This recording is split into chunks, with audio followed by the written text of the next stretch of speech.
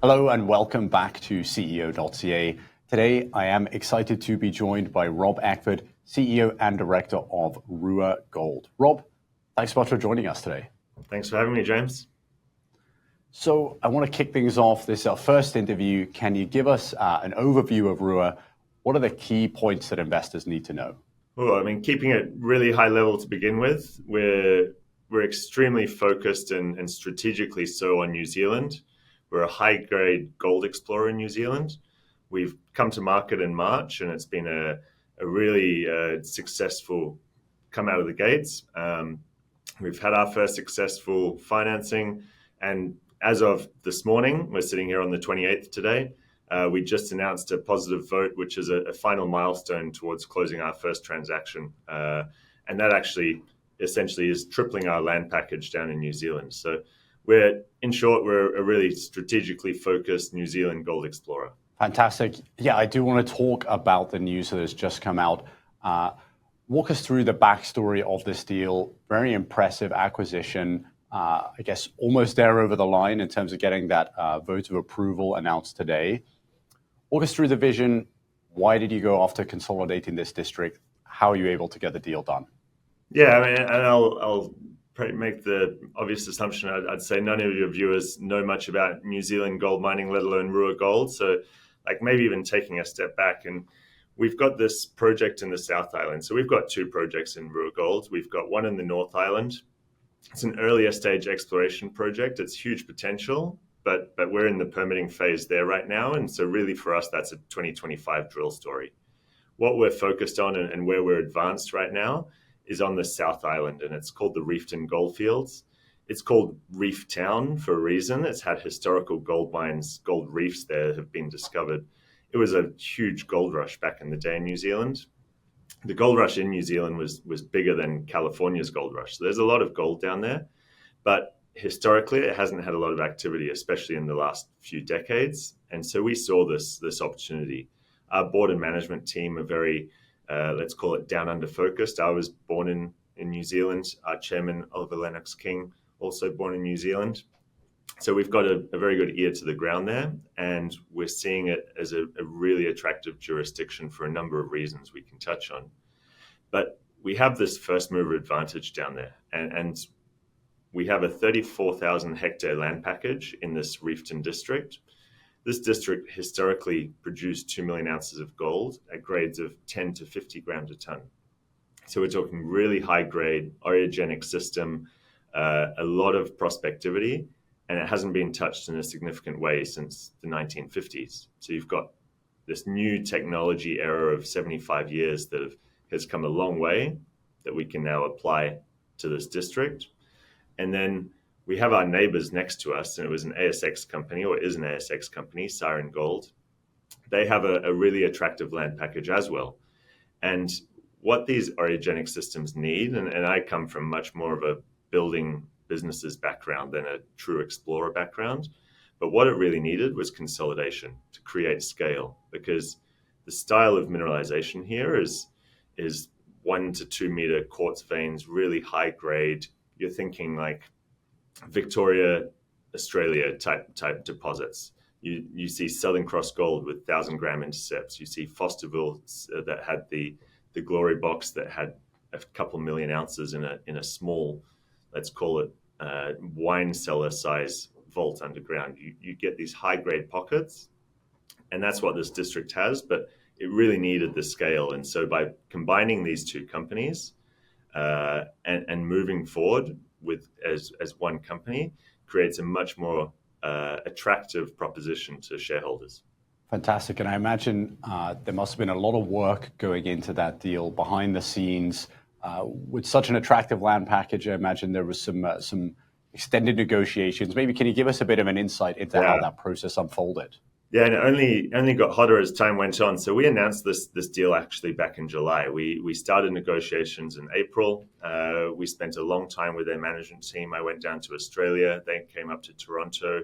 It was a very friendly deal, and Brian, their chairman, got a great reputation in Reefton. He's built a brand down there, and we wanted to continue it. And so we eventually, after 3 months of negotiations, we struck a deal with them where we bought their Reefton assets and we left them with the Siren company because they've got another project to continue on with. And it was then going through the New Zealand regulatory process as well as getting shareholder votes done. And as we were going through that process, and as they were about to go for a shareholder vote down in Perth on the ASX, they got an interloping offer. Another group, which is also a neighbouring district in Reefton, it's called Federation Mining. They're a private company. They lobbed a competing offer in. And it threw a bit of a spanner in the works because it's two very different value propositions. We're an exploration company, and we're selling the exploration upside, which comes with this phase of the life cycle of our company. Federation Mining are next to us, private company. They've got, let's call it 5,000 or 6,000 hectares. So we're talking, we've got 35. Siren, who we're acquiring, have about 85. And then you've got Federation with this tiny postage stamp, 6,000 hectares. But they're being run by a fairly reputable group, a guy called Jim Askew, who's done a lot of successful mining deals, and Mark Lamasure, who's his technical right-hand man. And just on their names, they've raised 225 million for this postage stamp of land. So they've got success.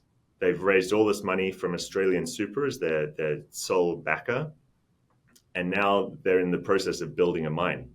So you've got a different value proposition. You've got this development company who are building a mine next door, fully permitted through to first gold, but they don't have a path to going public because they've got this private Australian super fund backing them. And they are also interested in taking over the district. But the Siren shareholders didn't want to go for that because the Lassonde curve. If you're on the Lassonde curve at the developer stage, it's a very different value proposition than when you're on the Lassonde curve as an explorer. And so what we brought to the shareholders was that upside potential. We've got money in the bank.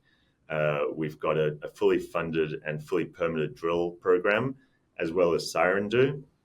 And so we sell that exploration dream, and we really want to prove out a scalable size district play rather than focusing on one small mine that you can't really have the right scale on to get attractiveness from majors. Because, I mean, at the end of the day, this quality asset in this quality jurisdiction, we think has the potential to end up in a major. I mean, that's the dream down the road once we get there, but it needs to be a district scale. And Federation didn't have that, and that's what gave us the strategic advantage on this one. So very happy to get it over the line. I've probably got big bags under my eyes because it was 1 a.m. Perth time when the vote was happening. So it's been a big night last night. Absolutely. Well, very interesting backstory to that deal. I appreciate that overview. I guess I do want to talk about something you mentioned earlier. New Zealand as a mining jurisdiction. I think many viewers, and myself included, maybe not as familiar with the New Zealand gold rush. Can you walk us through maybe some of the backstory there? And I guess, what is New Zealand like as a mining jurisdiction today?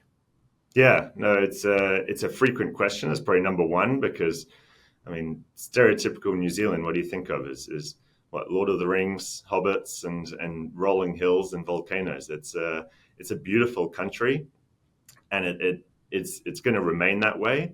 And it hasn't been huge on the mining list because they are very environmentally focused, and to the point where the government in the past has almost been very protective of any industry going in there.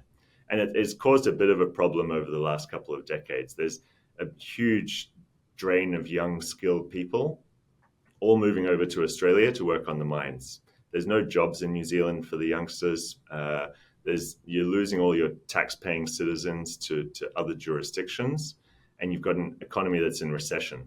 And so a new government came in last November. And again, because we have this New Zealand-centric team, we saw all this happening a few years ago. And so we actually staked this ground back in 2019. We were private for a long time, and we saw that tide changing in New Zealand. And so this new government came in. The new prime minister is a guy called Chris Luxon. He was the CEO of Air New Zealand up until 2020. So you're coming in with this big business focus. You're not coming in with a lifestyle or career politician. He understands you need to balance the budget. You can't just live in deficits. And so he's really focused on re-energizing New Zealand, getting a lot more industry going. And he sees that mining is a caveat to do that. He's trying to get away from this sort of mainstream rhetoric that mining is bad. And it's to the point where like New Zealand has some really high-grade coal, high-quality coal assets. And obviously coal is the dirty word. And they shut down a lot of coal mining. But then they started importing coal from Indonesia because they were having brownouts. Like there was no sense and sensibility to it. And so this new government's trying to balance it a lot more. And they're very pro-mining. And so they've said, we want to double mining exports in the next 10 years. And to do that, we're going to start changing the legislation. And they've gotten feedback from mining companies. And I think all your viewers will agree, one of the biggest hurdles right now is permitting. That's on the topic of everything. And the permitting time in worldwide is pushing out more and more. So they see this as the problem. And they've re-looked at how that process works. They've introduced a new bill, and it takes permitting for mining projects from what was 3, 4, 5 years down to 6 months. Thanks so much for that overview, Rob. And it's interesting you touched on having the team being very dialed into the situation in New Zealand. I do want to talk about the management team that you have and maybe also the cap table as it relates to them. Can you give us a sense of how you were able to put this team together? Yeah, this definitely isn't your normal Explorco type management team. We've got a lot of depth. I mean, me personally, exploration has always been part of the business as opposed to the sole part of the businesses I've been in. I've had the luck of being with Frank Juster and Neil Woodyer for the last 10 years, and we built RUA Gold mining from start till acquisition with Equinox. We then left that and we started Aris mining, and I was his CFO. I'm a finance guy background, so I was the CFO, and we built that into a billion-dollar company. It's the largest gold producer in Colombia. And so we've got depth, and we don't look at the market as a straight, pure exploration play. We've got Oliver Lennox-King as our chairman, biggest shareholder. He's had success at Roxgold. He sold to Fortuna for over $1 billion. Between the team, we've had $11 billion of exits. And so we've had success in this, and we've had cyclical success or serial success. It's not just a once and done. And we approach it very differently. It's exploration is the caveat to create value, but there's also the opportunity for M&A, and there's also other ways to have growth in this industry. And we really need to have that more in this market. There's way too many explorers, and we need to rethink about how we look at the business. And that's what this team does. So we've got 8 mines that have been built between the management team. We've had over $2 billion raised with this management team. So we've got a lot of depth, and we're bringing it into RUA, and we're at the outset right now. So talking about the cap table, our average buy price as a management team is 14 cents. This isn't let's give the management team all cheap stock and then we can say we've got skin in the game. We've got 24% of the company, and we've paid for it. So we're all aligned with shareholders. Today we're trading at 18.5 cents. So we're in the money, but we're not retiring off this little gain. So we've got a long way to go, and we're going to execute on it. We did a raise back in July, $8 million without a warrant. Again, you find an under 50 million market cap company that raises money as an Explorco without a warrant. It's so rare. And so because we've had repeat success, we get repeat investors, and we can find money, and we can aggressively drill and create value. And it's very rare in this market to have that. So management team is important, and having a serial successful management team is important because it makes the cost of capital much cheaper, and we're very conscious of not being dilutive to our shareholders. Absolutely. Some really interesting differentiators there, not just from the experience you in mine building and growing companies to the point of exit, but also, as you mentioned, that ability to access capital and real skin in the game from the management team. I guess you mentioned you had a financing earlier this year. You're fully funded for exploration. Just to wrap up this interview, can you give us a sense of what's that exploration work going to look like? What are the next 6 to 12 months hold in store for RUA? Yeah, really exciting time. And we've really focused on the South Island project that we have, the Reefton Goldfield. That is where we're going to focus this raise we've done. We've got 2 drill rigs turning right now. We'll have exploration results coming out to the market in 2 to 3 week intervals as we get the results back from the assays. And we've been around for 5 years. So we've been private, we've gone public, we've done a huge amount of surface work. So when we're drilling now, it's not a gold price is running and let's quick and find some money and drill some holes. We're doing this in an amazing, methodical, systematic approach. Our geologist on the ground who we could spend half an hour talking about, Simon Henderson, he's got a huge amount of experience, over 30 years in New Zealand. And so he's been he's the brains of the team that's got the drills turning, and we're expecting results coming to the market as soon as this week, if not next week, depending on the assay turnaround from the lab. And it'll be continuous. Every single month, we'll keep the market updated on our exploration results. And then if you look longer term into 2025, as I said, our North Island project is in permitting right now. Simon's been in this area for 30 years. He's had so many permits granted to him. He knows what he's doing. And so when we get our permits, it's not really an if. With the proactive government, with our experienced management team, when we get our permits to drill, it'll be another drill story in the North Island.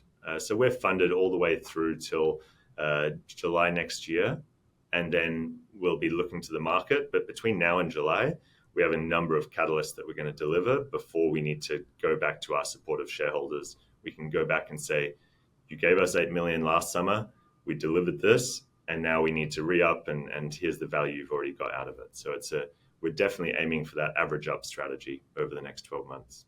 Great. Well, Rob, congratulations again on getting this deal over the line for Reefton, and sounds like there's a lot of exciting updates to come in the near future. Thanks so much for joining us today. Thanks for having me, James.